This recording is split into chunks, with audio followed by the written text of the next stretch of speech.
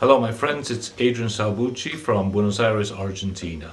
Today is the 26th of July of 2010 and I would like to briefly address the terrible subject of the bombings in Norway last Friday, 22nd July.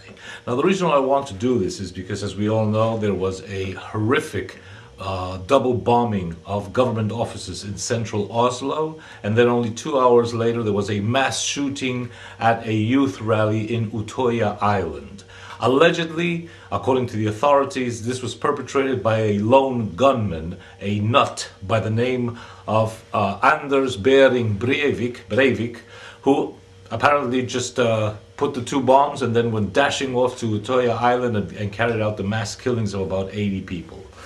Now, the thing that I've noticed, and I think it has to be brought to everybody's attention, is that the mainstream Western media are doing an all-out effort to put the attention elsewhere where it doesn't belong. First, they started saying that this was probably an Islamic attack because they know very well that thanks to their psychological warfare, Islamic means terrorist, and it's very easy in the collective mind to associate terrorism with Islamic fundamentalism. But then they had to backtrack because Mr. Breivik, instead of being a swarthy, black-bearded Muslim, happens to be a blonde, blue-eyed, feminine-looking Aryan, a Norwegian.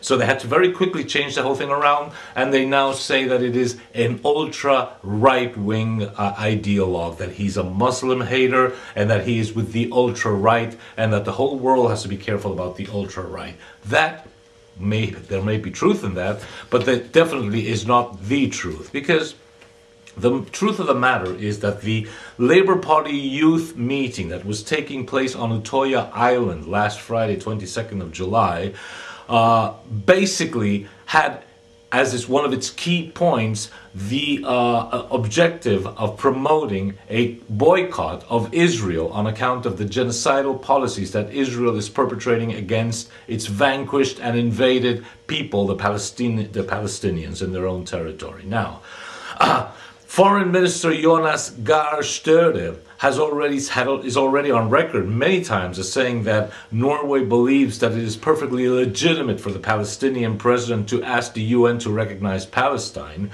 and he has stated that the Israeli occupation of Palestine must end, and that the wall that was erected by Israel to fence off the Palestinians must be brought down. It is a wall of shame, even more so than the Berlin Wall.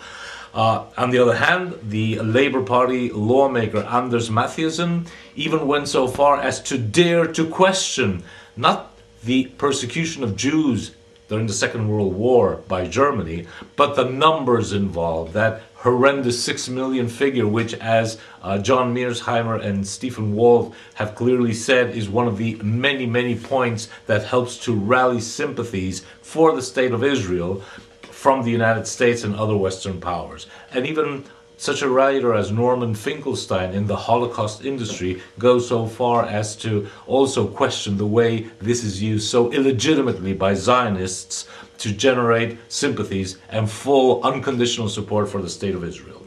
In turn, the Labour Youth Movement leader Eskil Pedersen said that it is time for stronger measures against Israel. So clearly what we see is a total media blackout regarding the fact that this terrorist attack has ultra-right-wing Zionist roots, and it is there that we have to search for them.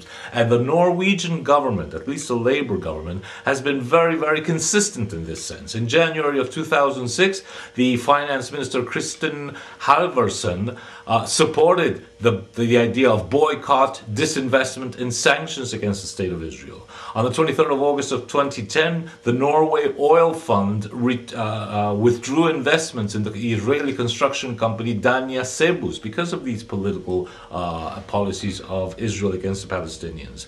In June 2010, the Ministry of Education also requested a boycott against Israeli weapons firms because of these very policies. So we have to understand that there is probably a Zionist root behind Mr.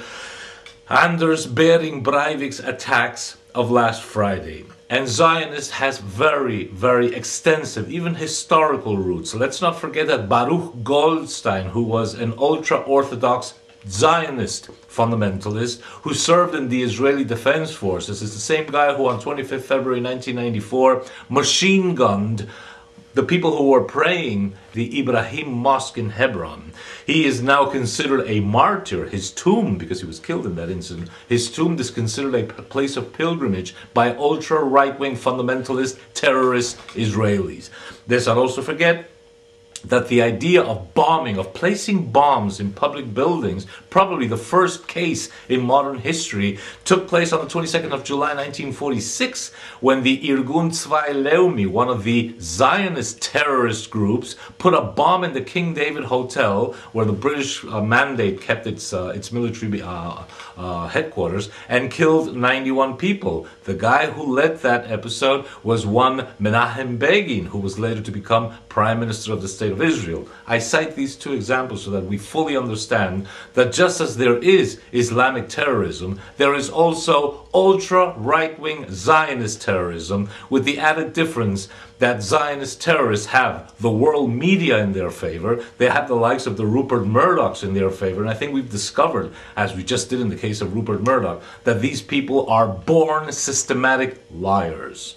So it's a very great shame that the global mainstream media are not calling things by their proper name. We have to make it very clear that what is probably behind the terrible incidents in Norway of 22nd July, and notably the Utoya Island shootings, is intimately linked to Zionist ultra-right-wing terrorism. They might want to make you think that it was one lone nut, but there was obviously a very, very carefully planned and supported, logistically supported action that supported this guy, even though he's the one who might end up in jail. Otherwise, how can somebody blow up government buildings in Oslo and 2 hours later run off to an island 19 kilometers away, Utoya Island, and gun down 80 people? This guy would have to be Rambo, and from the queer looks of him, he doesn't really look like a Rambo to me. So let's stay on the alert. Thank you.